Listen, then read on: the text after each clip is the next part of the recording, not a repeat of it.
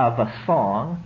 I liked the part with the silky gray stripes and the yellow dots, but when you got off into that thing that was like camouflage, only in pink and violet, I didn't like that. I think, my God, what's going on here? Well, what's going on is that this slight shift in ratios of neurotransmitters allows sound to be beheld. This is the nature of this experience. So these people sing these songs, but the recipient of this theatrical performance sees a kind of sculptural modality come into being. Well, if you can see what someone else is seeing, if you can have someone else's point of view, in a very real sense, you are that person. We say to stand in somebody else's shoes means to be them.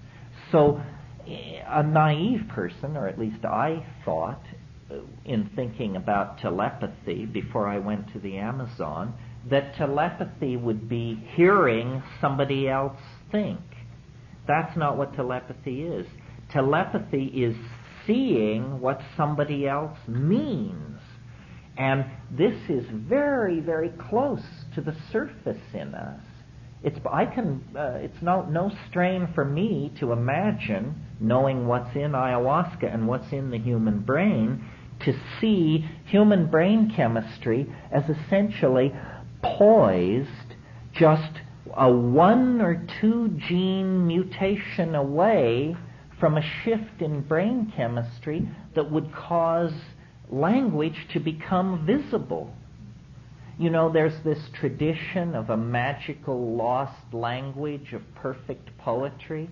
It's said that the ancient Irish and other Aboriginal peoples possessed a poetic language so powerful that to hear these poets perform was to literally be swept into the worlds of their recitation. I think what that is that we hover very close to being able to cross the transition from audially processing incoming linguistic signals to being able to visually process them. And when you can visually process them, when you can visually process someone's linguistic intent, you are much more in tune with them, much more intimately involved in their meaning than if you simply hear what they say. And that really, for me, is what I think these psychedelics are doing. They are clarifying, catalyzing, densifying language, and therefore the connections that hold us together, and therefore the connections that hold our world together and make reality make whatever sense it does make. What is the state of the legality of importing, possessing, and taking ayahuasca?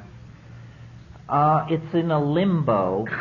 There was a Brazilian cult called Santo Daime that was holding ayahuasca sessions in the Boston area, and they had a load of ayahuasca come through customs that was stopped, and the guy who went to pick it up spent a night in jail. But when it was all sorted out, a judge took a look at it, and basically, since nobody knew what it even was, they were given a slap on the wrist and told not to do it anymore. So it is in a kind of legal limbo. DMT, which is what makes ayahuasca go, is a Schedule 1 drug. It's in that hardest of hard drug categories where they put all the psychedelics, heroin, and very little else, not even cocaine. The definition of Schedule 1 is no medical application under any circumstances, and cocaine is used in certain kinds of eye and throat operations, so it has a medical application. Drugs like psilocybin and DMT were made illegal in 1966 and 67 without any scientific evidence being offered that there was anything wrong with these things, without any record of emergency room admissions or any medical problem whatsoever. It's possible, if someone had sufficient energy and money, that these cases, these matters could be raised again with the law, and they would have to show why these things should be illegal. It was basically a moment of general social panic brought on by LSD hysteria. You know, it's Tim Leary. I give him credit for this, although he always tells me he can't remember saying it. But I believe that Tim Leary once said, LSD is a drug capable of causing psychotic behavior in people who have not taken it. And this is what happened in the 1960s. A whole bunch of people were driven psychotic by not taking LSD, and they made it illegal.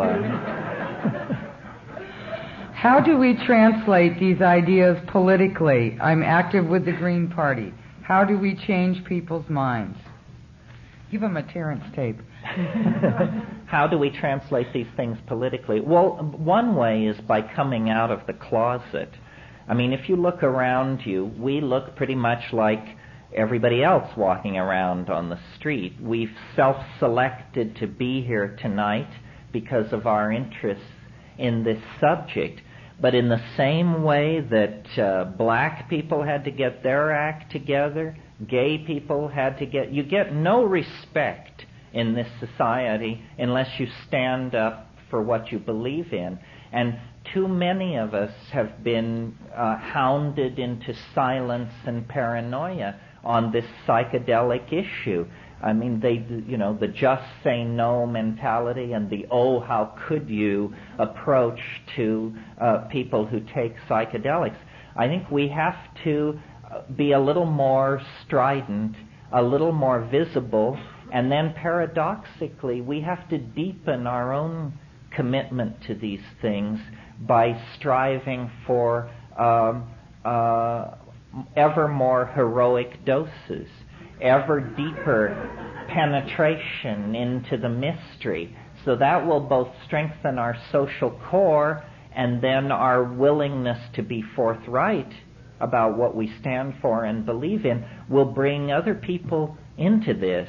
One of the most satisfying experiences that I have as a public person is when, after giving some kind of a talk, somebody will come up to me afterwards and say, I thought I was crazy until I heard you talk. And now I realize there are at least two of us.